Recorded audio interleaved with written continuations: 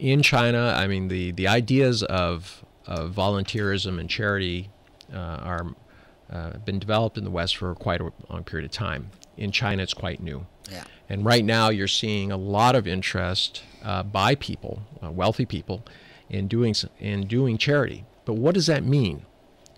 There are many different kinds of ways that you can help people, and there are almost unlimited needs out there. Yeah. Rotary is a little bit different in that we were started as a service organization.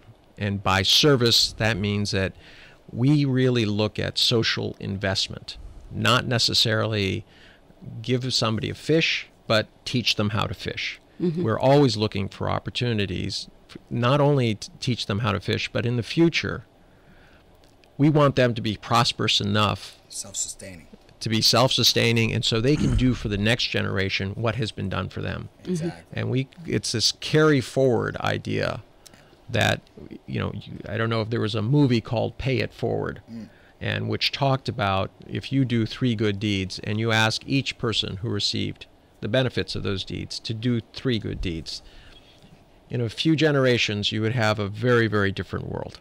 And this is something I think that Rotarians have believed for a long period of time. Okay. Probably this is the only thing you want your receivers from your help to give to others, right? When you receive something, trying to give the same thing to others as well. And let's do that in a circle. So let's connect it or unite it. At the very least, that concept. But can they understand, from parents to kids? Sometimes, if you give so much, people usually take it for granted. How do you avoid that? Well, that's very difficult. Or let's say not take it for granted. Let's say take advantage of your sincerity or your niceness. And that is definitely something that one has to be very careful and watch out for. So in those respects, especially our club, but a lot of these types of charitable organizations, well, they control what is being given. For example, we wouldn't necessarily give a lot of money to a group that would then be in charge of giving it forward to somebody else. We would actually go directly to, let's say, an orphanage and purchase a truckload of coal, and that gets delivered directly to there. Yes? That's a little bit different instead of giving a bunch of money to the head of that orphanage and letting that person decide. So we'll try to assess what the real needs are a little bit more deeply and get a little bit more involved because anybody can donate, millions of dollars to the Red Cross. That's not difficult to do.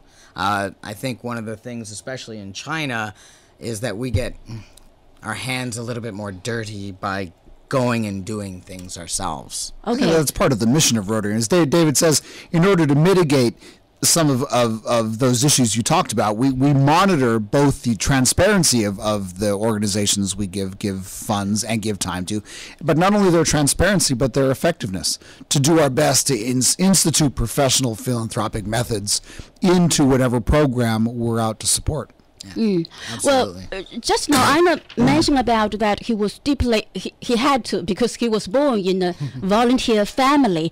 But from you introduced that charity is still something new in China. So how do you do your service for the people, and how do you build up the system among the children or the parents, and trying to organize the same system of giving to others? How do you, because they will be influenced by you. I'm not sure we do try. Rotary International has been doing these sorts of philanthropic and fellowship activities for more than 100 years. The Rotary Club of Beijing was founded in 1924, but we're all local Rotarians, and we're not out to change in big ways. We're out to change it with the gift of life. It's one life at a time.